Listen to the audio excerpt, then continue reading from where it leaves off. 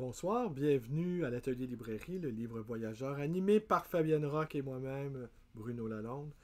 J'étais sur le point de commencer la vidéo La part du diable, ouvrage de Denis de Rougemont, publié aux éditions Brentanos et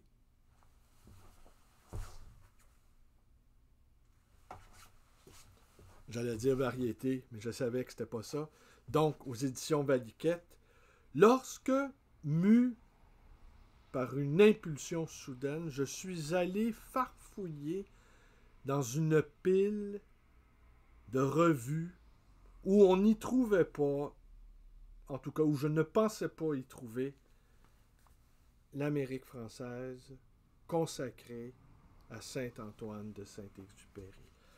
Le fameux numéro mars 1943. Alors, je vous fais la lecture et demain, j'avais pris beaucoup de notes concernant le livre de Denis de Rougemont, mais Lettre à l'ami. Les pages qui suivent sont extraites d'une préface écrite par Antoine de Saint-Exupéry pour un livre de Léon Verte, qui est l'un de ses amis. Cette préface est encore inédite.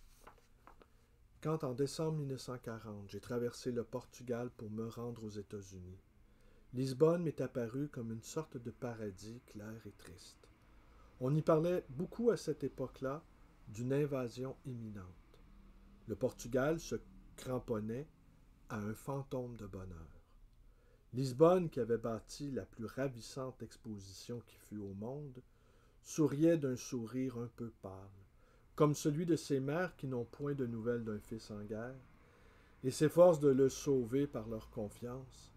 Mon fils est vivant puisque je souris. Regardez, disait ainsi Lisbonne, combien je suis heureuse et paisible et bien éclairée. Le continent entier pesait contre le Portugal à la façon d'une montagne sauvage, lourde de ses tribus de proie. Lisbonne en tête défiait l'Europe. Peut-on me prendre pour un cible quand je mets tant de soin à ne point me cacher, quand je suis tellement vulnérable, quand je suis tellement heureuse? Les villes de chez moi étaient, la nuit, couleur de cendre. Je m'y étais déshabitué de toute lueur, et cette capitale rayonnante me causait un malaise bizarre.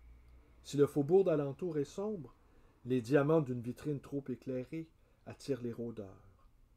On les sent qui circulent. Contre Lisbonne, je sentais peser la nuit d'Europe habitée par des monstres vagues. Des groupes errants de bombardiers flairaient peut-être ce trésor. Mais le Portugal ignorait la pesée du monstre, l'ignorait de toutes ses forces. Le Portugal parlait sur l'art avec une confiance presque désespérée.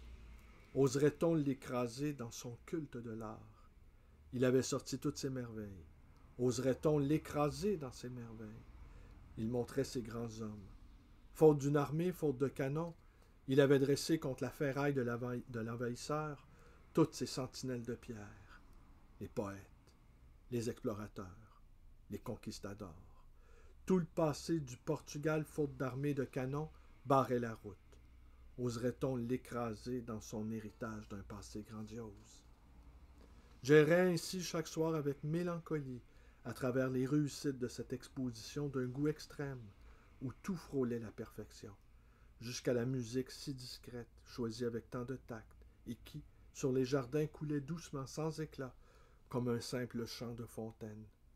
Allait-on détruire dans le monde ce goût merveilleux de la mesure? Et je trouvais Lisbonne avec, sous son sourire désespéré, plus triste que mes villes éteintes. J'ai connu, vous avez peut-être connu, ces familles un peu bizarres qui conservaient à leur table la table d'un mort. On y refusait d'admettre la mort. Mais il ne me semblait pas qu'il y eût là consolation. Des morts, on doit faire des morts. Alors ils retrouvent dans leur rôle de mort une autre forme de présence. Mais ces familles-là suspendaient leur retour. Elles l'échangeaient en éternel absent, en ami en retard pour l'éternité.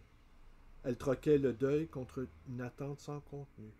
Et ces maisons me paraissaient plongées dans un malaise sans rémission, autrement triste que le chagrin.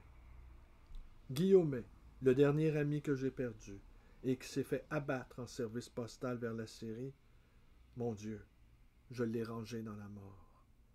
Il ne changera plus. Il ne sera plus jamais présent, mais il ne sera jamais absent non plus. J'ai sorti son couvert de ma table, ce piège inutile auquel il ne se fût pas pris, et j'en ai fait un véritable ami mort.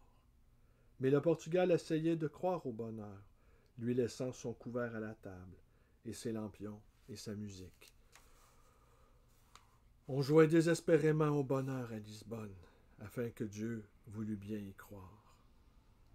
Mais ceux qui, par-dessus tout, faisaient si triste Lisbonne, c'étaient certains réfugiés, non les proscrits en quête d'une sécurité provisoire, mais ceux qui, désavouant la misère des leurs, s'expatriaient pour toujours.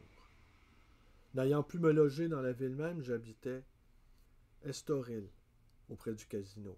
Je sortais d'une guerre dense, puisque mon groupe, qui durant 9 mois n'avait jamais interrompu ses survols de l'Allemagne, avait encore perdu, au cours de la seule offensive allemande, les 3/4 de ses équipages. J'avais connu, de retour chez moi, la morne atmosphère de l'esclavage et la menace de la famine. J'avais vécu la nuit épaisse de nos villes. Et voici qu'à 2 pas de chez moi, chaque soir, le casino d'Estoril se peuplait de fantômes.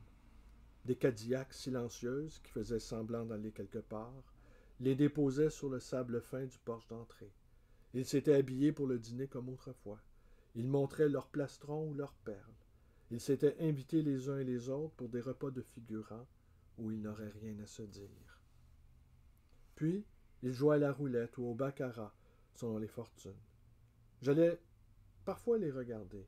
Je n'éprouvais ni indignation, ni sentiment de l'ironie, mais une vague angoisse. Celle qui vous trouble aux joues devant les survivants d'une espèce éteinte. Ils s'installaient autour des tables.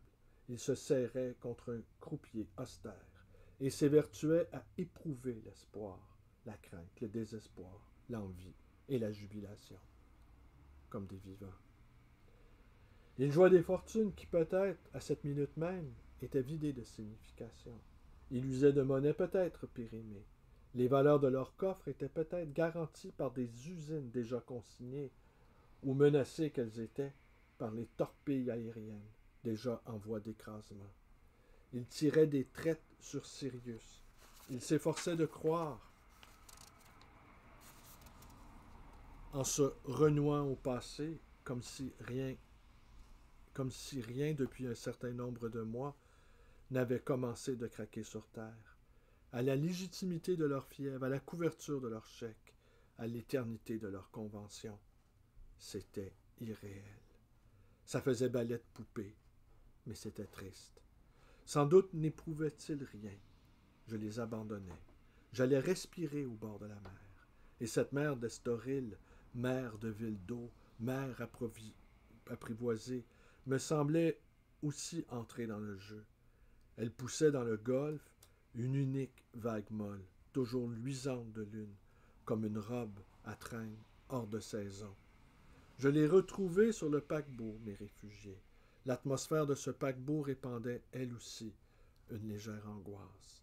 Ce paquebot transportait d'un continent à l'autre ceux auxquels il était demandé de recommencer d'exister.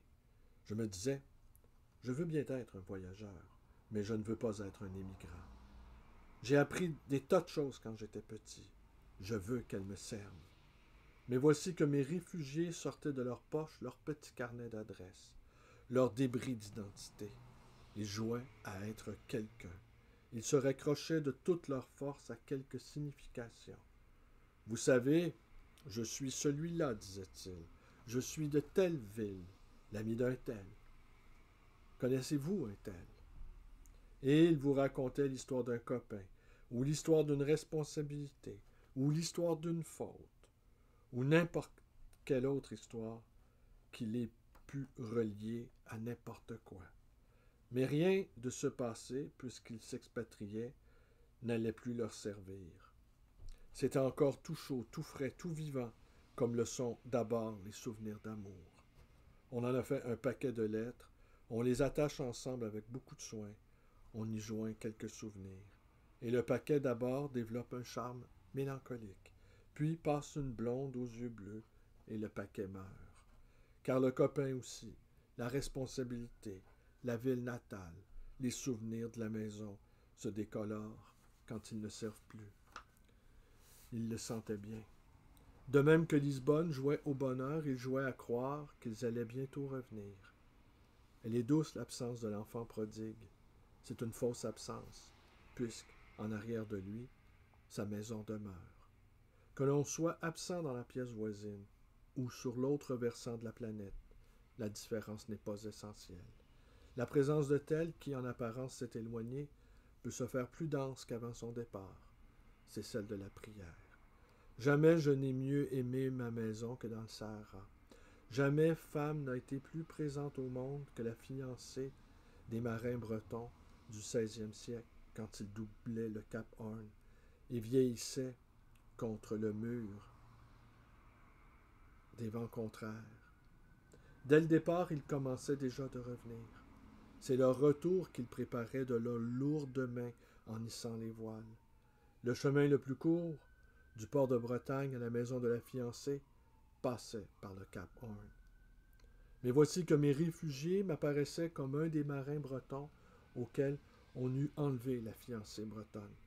Aucune fiancée bretonne n'allumait plus pour eux, à sa fenêtre, son humble lampe. Ils n'étaient point des enfants prodigues. Ils étaient des enfants prodigues, sans maison. Alors commence le vrai voyage, qui est hors de soi-même. Comment se reconstruire? Comment refaire en soi la lourde trame des souvenirs? Ainsi le bateau fantôme était-il chargé, comme les limbes, d'âmes à naître. Seuls paraissaient réels, si réels qu'on les eût aimés. Touchés du doigt, ceux qui, intégrés au navire et ennoblis par de véritables fonctions, portaient des plateaux, astiquaient les cuivres, ciraient les chaussures, et avec un vague mépris, servaient les morts. Ce n'est point la pauvreté qui valait aux réfugiés ce léger dédain du personnel. Ce n'est point d'argent qu'il manquait, mais de densité. Il n'était plus l'homme de telle maison, de tel ami, de telle responsabilité. Il jouait le rôle, mais ce n'était plus vrai. Personne n'avait besoin d'eux. Personne ne s'apprêtait à faire appel à eux. Quelle merveille que ce télégramme qui vous bouscule, vous fait vous lever au milieu de la nuit, vous pousse vers la gare. Au secours, j'ai besoin de toi. On se crée vite des amis qui vous aident. On se crée lentement ceux qui exigent d'être aidés. Certes, mes fantômes, personne ne les haïssait, personne ne les jalousait, personne ne les importunait, mais personne ne les aimait du seul amour qui compta. Je me disais, ils seront pris dès l'arrivée, dans les cocktails de bienvenue, les dîners de consolation. Ils recevront de la généreuse Amérique l'accueil le plus secourable. On y peut frapper à toutes les portes et demander et recevoir. Mais qui ira cogner à la leur en exigeant d'être reçu? Ouvre, c'est moi. Il faut allaiter longtemps un enfant avant qu'il exige. Il faut longtemps cultiver un ami avant qu'il réclame son dû d'amitié. Il faut s'être ruiné durant des générations à réparer le vieux château qui croule pour apprendre à l'aimer. Je me disais donc, l'essentiel est que demeure quelque part ce dont on a vécu, et les coutumes, et la fête de famille, et la maison des souvenirs, et tel, et tel. L'essentiel est de vivre pour le retour, et je me sentais menacé dans ma substance même par la fragilité des pôles lointains dont je dépendais. Je risquais de connaître un véritable désert et commencer de comprendre un mystère qui m'avait longtemps intrigué. J'ai vécu 3 années dans le Sahara. J'ai rêvé, moi aussi, après tant d'autres, sur son étrange pouvoir.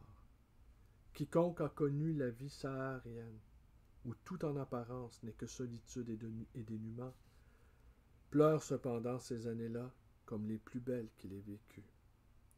Les mots nostalgie du sable, nostalgie de la solitude, nostalgie de l'espace ne sont que formules littéraires et n'expliquent rien. Or voici que pour la première fois à bord d'un paquebot, grouillant de passagers entassés les uns sur les autres, il me semblait comprendre le désert. Certes, le Sahara n'offre à perte de vue qu'un sable uniforme, ou plus exactement, car les dunes y sont rares, une grève caillouteuse. Rien de visible ne s'y meut. On y est séparé de tout ce que l'on aime. On y baigne en permanence dans les conditions mêmes de l'ennui. Et cependant, d'invisibles divinités lui bâtissent un réseau de directions, de pentes et de signes, une musculature secrète et vivante. Il n'est plus d'uniformité. Tout s'oriente.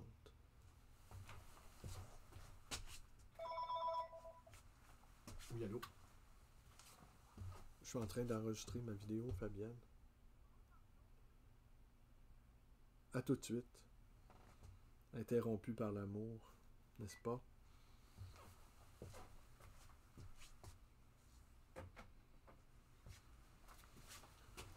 Au fond, nous n'aimons que cela, être interrompu par l'amour. On y baigne en permanence, dans les conditions mêmes de l'ennui. Et cependant, d'invisibles divinités lui bâtissent un réseau de directions, de pentes et de signes, une musculature secrète et vivante. Il n'est plus d'uniformité. Tout s'oriente. Un silence même n'y ressemble pas à l'autre silence.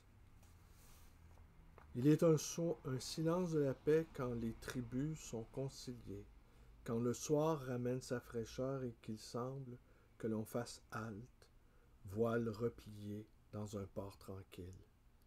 Il est un silence de midi quand le soleil suspend les pensées et les mouvements.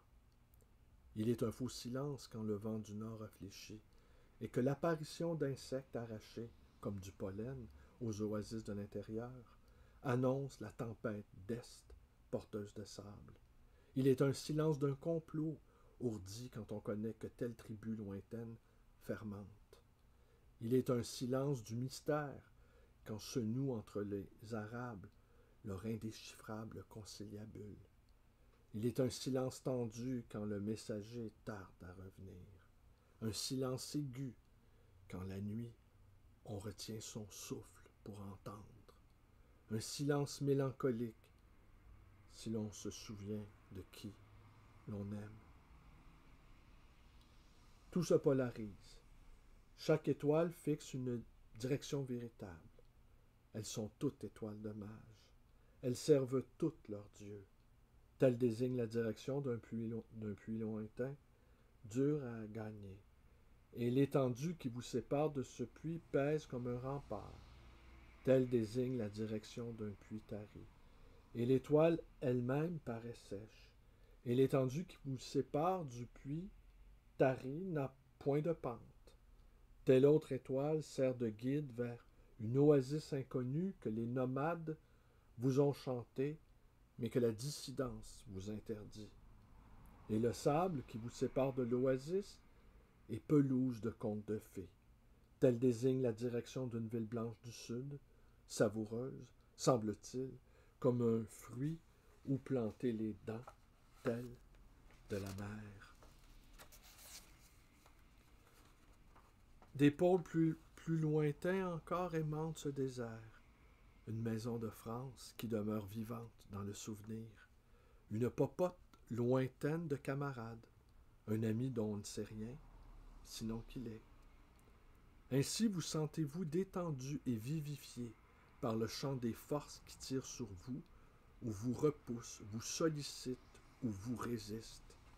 Vous voici bien fondé, bien déterminé, bien installé au centre de direction cardinale. Et comme le désert n'offre aucune richesse tangible, comme il n'est rien à voir ni à entendre dans le désert, on est bien contraint de s'y reconnaître, puisque la vie intérieure, loin de s'y endormir, s'y fortifie, que l'homme est animé d'abord par des structures invisibles. L'homme est gouverné par l'esprit. Je vaux dans le désert ce que valent mes divinités. Qu'il s'agisse ou non du Sahara, ce sont toujours d'invisibles lignes de force qui animent pour nous l'espace. De même que si j'éprouve dans le désert le sentiment de l'étendue, c'est que rayonne un puits lointain. De même que si j'éprouve en montagne la sensation du vide, c'est que la hauteur me tire vers le bas. Si je suis riche à bord de ce paquebot triste, de direction aimantée, c'est grâce, parmi d'autres, à la maison de Léon Verte.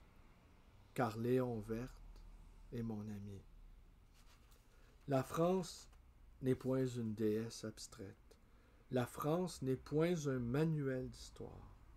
La France n'est point une idéologie. La France est une chair dont je dépends, un réseau de liens qui me régit, un ensemble de pôles qui fondent les pentes de mon cœur. C'est pourquoi j'ai besoin que durent plus que moi ceux dont je suis. J'ai besoin qu'ils soient pour être orientés. Sinon, comment saurais-je vers où, vers quoi revenir? C'est pourquoi, Léon Verte, durant ma traversée, j'avais tellement besoin de me rassurer sur ta présence dans cette maison du Jura que je connaissais bien, afin que fût sauvée pour moi une des directions cardinales du monde. Alors seulement, déambulant au loin dans l'empire de ton amitié, lequel n'a point de frontières, je pouvais me sentir non immigrant, mais voyageur. Car le désert n'est pas là où l'on croit. Le Sahara est plus vivant qu'une capitale, et la ville la plus grouillante se fait déserte si les pôles essentiels de la vie sont désaimantés. Antoine de Saint-Exupéry.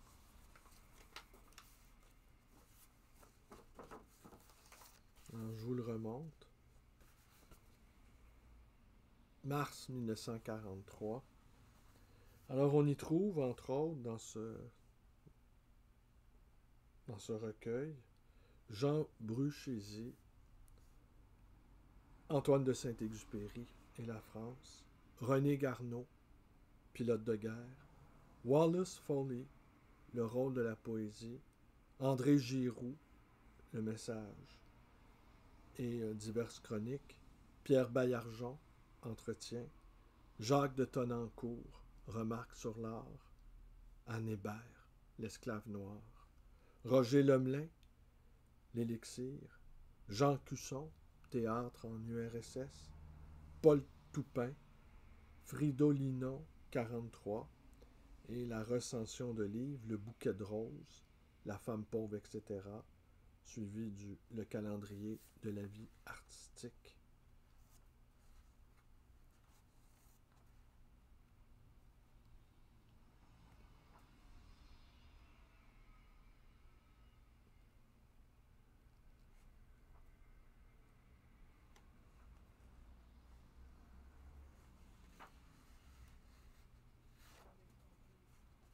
Je suis curieux d'aller voir le poème d'Anne Hébert.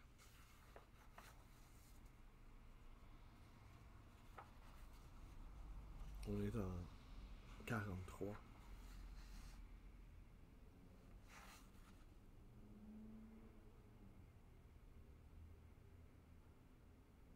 Est-ce que je vous le lis? Je vous le lis.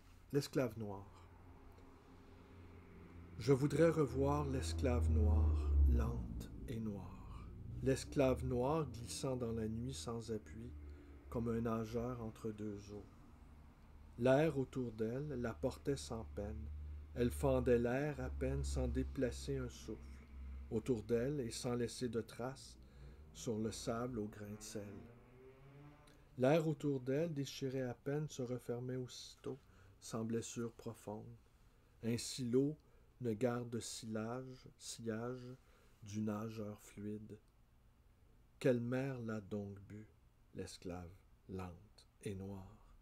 Quelle mer d'eau ou d'air? Est-ce dans mon cœur qu'elle s'est enfoncée? Et qu'ai-je donc à la chercher? Du fond d'un abîme abstrait, on dirait qu'elle me serre, fidèle, soumise et fière, et je crois entendre chanter tristement ses chaînes d'argent. Il y aurait beaucoup de choses à dire sur ce poème, enfin ambigu, n'est-ce pas? Ambigu, et qui peut-être, oserais-je, une réflexion. Il y a quelque chose de l'ordre de l'érotisme là-dedans, d'une ambiguïté érotique, évidemment.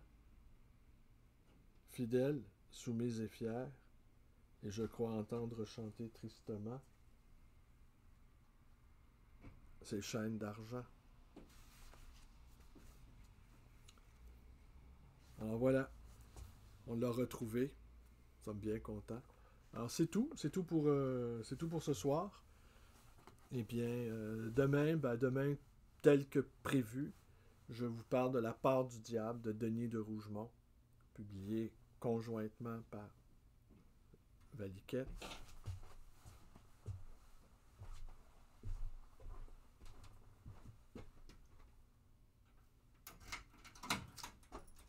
C'est toi qui as mis ça?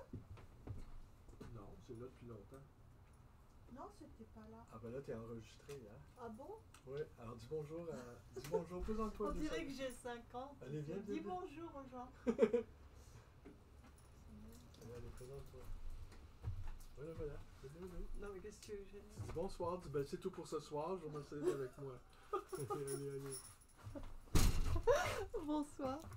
Donc, je viens vous interrompre ou interrompre, mon chéri? Non, c'était terminé. Ah bon, bah alors.